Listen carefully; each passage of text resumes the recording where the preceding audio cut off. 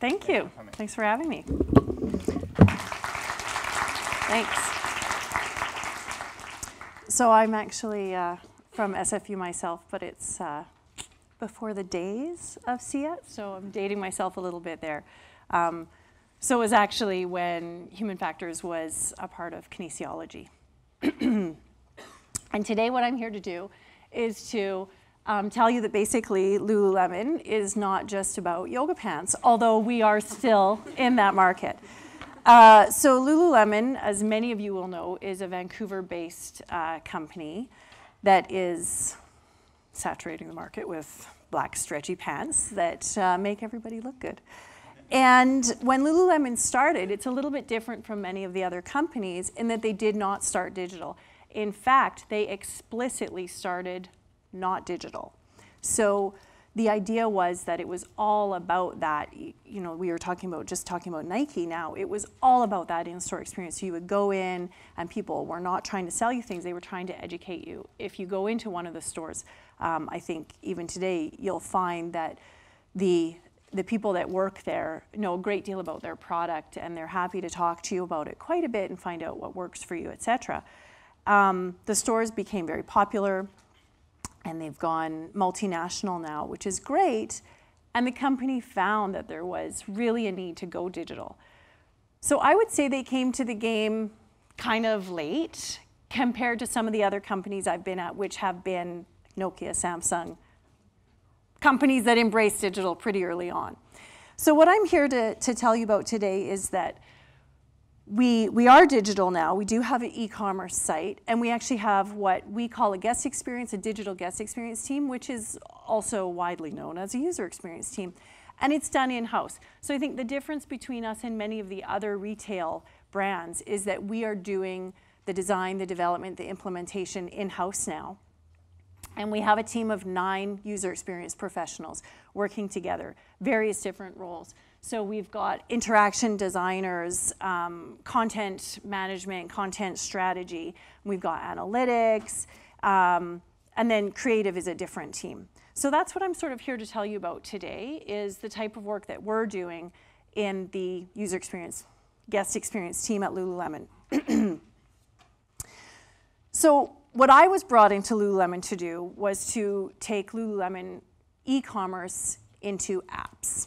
So as I was telling Ryan, I believe apps are the future in this field. Of course, there will always be a place for, you know, for online sales. But what we found is that people are using apps more and more and more. And I think that if you look at your own smartphones, you'll see that. If you have the option between using an app or using the browser, 9 times out of 10 people will go to the app. And we found that people are spending a lot more time on the app. But what we also know about retail is it's all about return of investment. So that was a little bit different for me coming from high-tech companies where it's all about the technology to coming in and kind of trying to have to justify that, like why an app? And I was like, what do you mean? Isn't it obvious? Of course we want to have apps. We want to have apps for everything.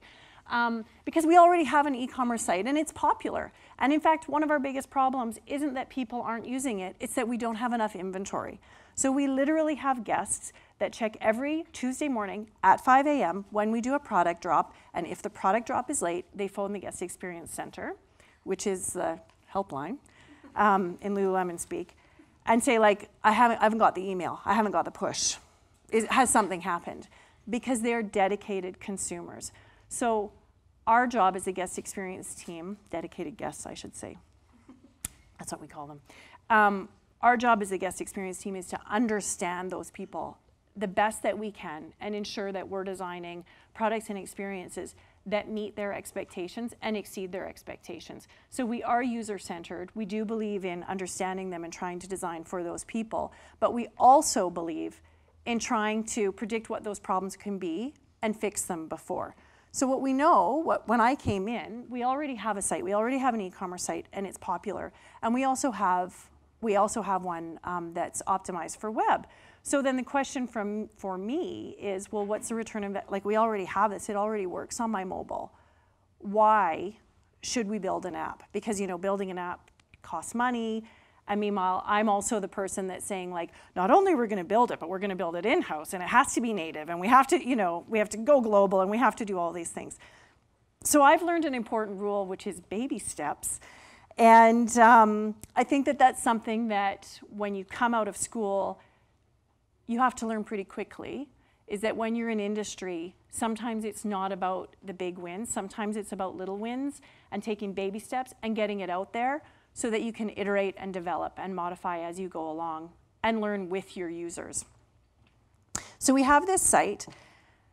And what we tried to do is say, well, what is it we're trying to provide to our guests? We're trying to provide touch points, and we're trying to help them to make the decisions that they need, even if they want to buy product. Maybe they don't want to, maybe they just want to learn about yoga. Fine, come learn about yoga.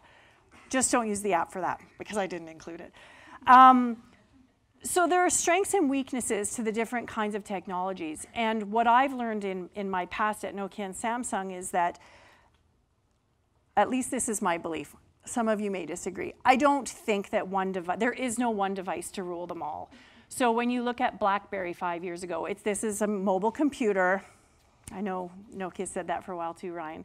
And soon you're not going to need anything else. You can do everything here. Really? Because I got to be honest, I don't love the touch screen. It's kind of a pain in the ass. And if given the choice, I will use a keypad anytime if I have to write a long email or if I have to enter a lot of data. So what I believe is that, especially in North America, especially with what Apple has had many people adopt in their lives, what people want is the perfect hardware for the situation that they're in. So it is all experience driven now.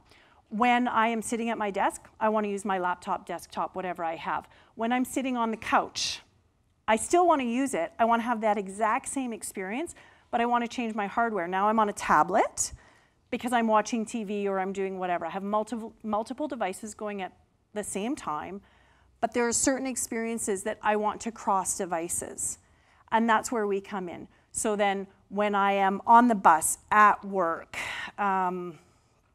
listening to some lady talk on and on at the front of the auditorium that I'm sitting in, then this is what I have. But I want to continue that. So maybe I am looking for yoga pants, and I started at home on my desktop. Now I want to continue here. I want to have the same sign-in. I want it to be the same experience, but I want it to be faster, and I want it to be easier, and I don't want it to cost me data, and I want it to be easy.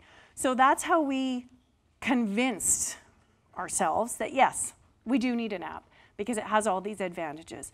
But then, of course, and there are some numbers that I can't share with you, then, of course, we have some people saying, well, how much is it going to cost? How long is it going to take us to get that money back? Like, is it really worth it? Because, you know, we have a mobile website, and isn't that good enough? So that's where we have to delve into the numbers. And that's where we get into the first part of our, see, I did add a yoga person just to show you, really, it is our roots. You know, I said to Ryan, maybe I would go up here and do some downward dog or something, but I won't subject you to that. So that's where we get into like our really basic user-centered design approach. So that is the process that we use in the guest experience team at Lululemon. And this discover phase, it's the typical, you know, the competitive analysis, figuring out what everybody's requirements are, business requirements, technical constraints and capabilities. I mean, building an app, it's pretty straightforward these days for the most part, but we do have a complicated back end, which has a live inventory system. So we still have an internet, sort of a Wi-Fi necessity here that we're working with. One of the things that we use here is we try to understand our user, our guest, as much as possible. Luckily in Vancouver, we have access to a lot of people who use Lululemon, but it's an international brand these days. So we need to collect data from everywhere. And that is where one of the things that I love about this project is we have analytics baked into our guest experience team. And I've never had that before at other companies. So we're able to delve into the data, the live data, frequently to answer those questions. I don't mean to say that we mine data. We really have to start with very specific questions, especially when you're dealing with the analytics people, because they're a very specific bunch. So if you can imagine working with developers to the next degree. Like it, you know, specific questions. But then also we can actually take a look at the data and I'll say, you know, that actually, for this KPI, yeah, just flag these things. And it does mean that you need a lot of work in your spec. Like we actually have to do a tagging spec alongside to make sure that we're gonna get the measurements that we need to answer these questions. But you can look at it with them and make sure that you're getting the information that you need. And it's really great, you know, real-time user data that helps us make these decisions. Because as I have said, I believe that this is an extension of the experience. So I go across multiple devices, and that's what this offers me. I also believe that this is not just a replication. So everything that we have on web is honed down for mobile web, and it's honed down even further for an app.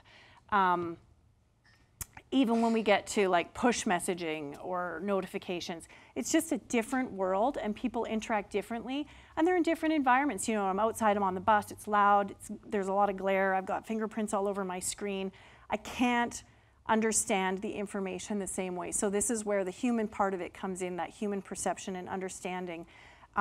It's also where I really encourage people to go back and look at the standards, which have been developed over years for a reason. So the use of color sometimes is something that we're working on right now. So we go into that discover phase, and that's where we're doing a lot of information gathering from all of our stakeholders, from our users, and trying to figure out, well, how can we narrow this down? And then we go into the design part, and what many of you might think of Lululemon is a company for women's apparel, but actually, it's not just women's apparel. We have a men's line as well, which is gaining popularity pretty quickly. And when we look at the use of e-commerce sites across the gender online, the differences aren't so big. But what we found when we started doing user testing with the app is the gender differences seem to become highlighted on an app. I don't know why. We're still looking into that. But shopping habits, et cetera, between men and women, I think we all know that those are different. And in general, women tend to browse more, men tend to search more. But it got so highlighted for us that we would have people that would say, like at the beginning, when I open up the app, can I just kind of write in some criteria and you'll just give me like 6 options? Whereas the females were like, oh, well, if I put in a filter, am I gonna miss something? So those types of things. And you know, I want to see it all versus like, just tell me which shorts will work for me and make me look half decent and I'll be happy. But of course, we're not going to design 2 apps.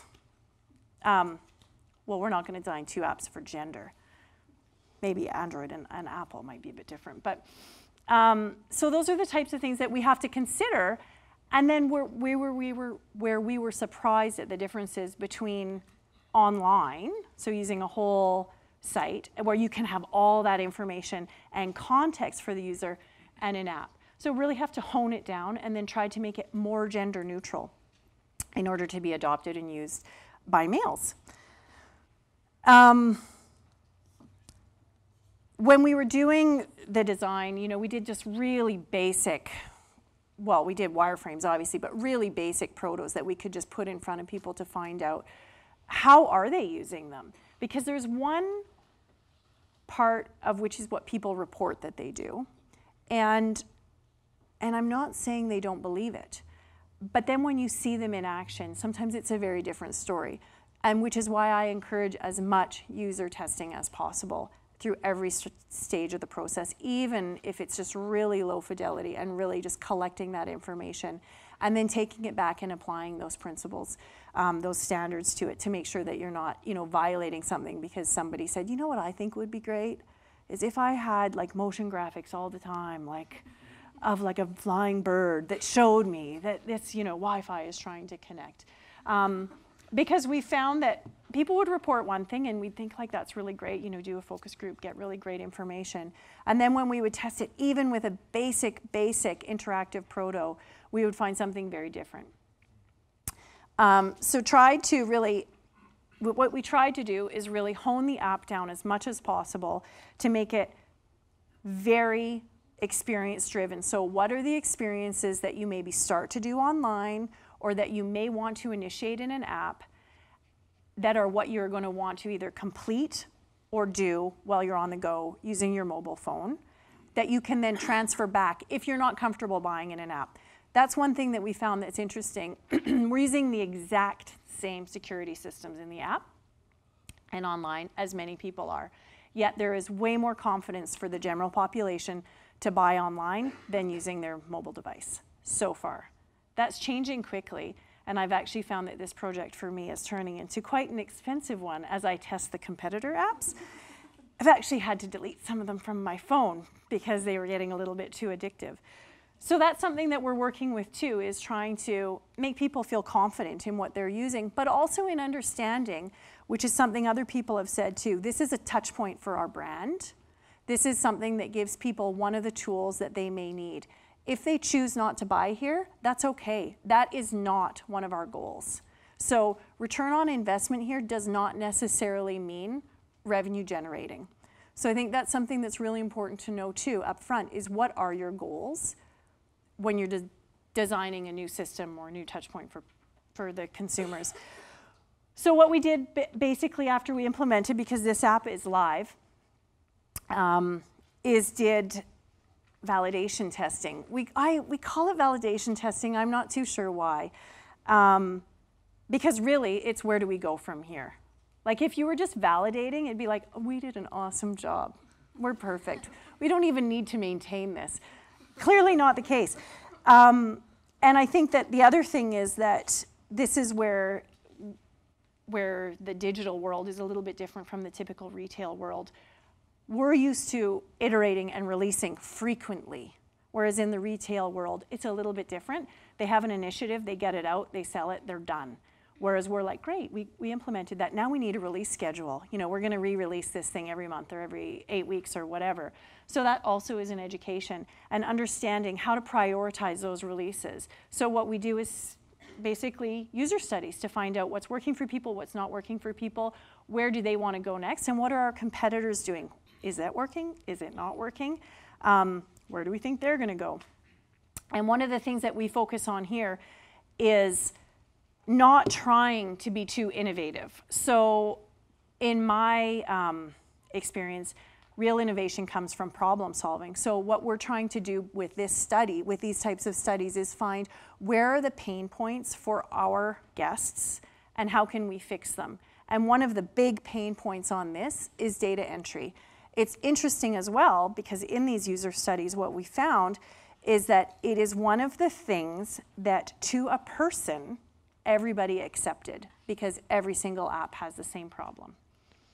So what's interesting about that is because everybody accepts it, they're making tons of errors. One page people would make on average 3 errors. How difficult to use that? Oh, that's easy. 5? That's pretty good. How would you rate that task? Oh yeah, that was pretty good. Are you satisfied? Yeah, pretty good. I mean, that's what I expect. That's what you have to do on a smartphone. And to me, that's where the real innovation is. It's not very exciting, it's not very sexy, it's not black stretchy pants, but it's where we can ease the pain of our user and make it better to use this product than a different product. And I think if we look at some of the other retail apps in this space that have been extremely successful, that's what they've done. They've taken very small pain points and they've taken them away. Starbucks is an example. Their app is extremely simple, but they basically looked at their whole omni-channel, whole guest experience and said, where are the real problems for our users? Well, it's lineups and frustration and having to wait to pay, and it makes the lineup go slowly. Let's fix that. Simple, simple solutions. It's actually not that innovative. And now they are selling that technology to other companies. So those are the types of things that we're looking at for our next releases of the app. This is just an example of the final product. So as you can see, we use the same stories across them. Like this is this week's. So you see a woman in a raincoat. This is obviously the North American site. In Australia, maybe it would be a bathing suit or something like that. It is localized. And then what we do is we just offer tons of high quality images because that is one of the things that people associate with Lululemon being a premium brand, and that's one of their key decision makers. And then what we've done based on our validation study is have another list of features that we want to add for our next release of the product.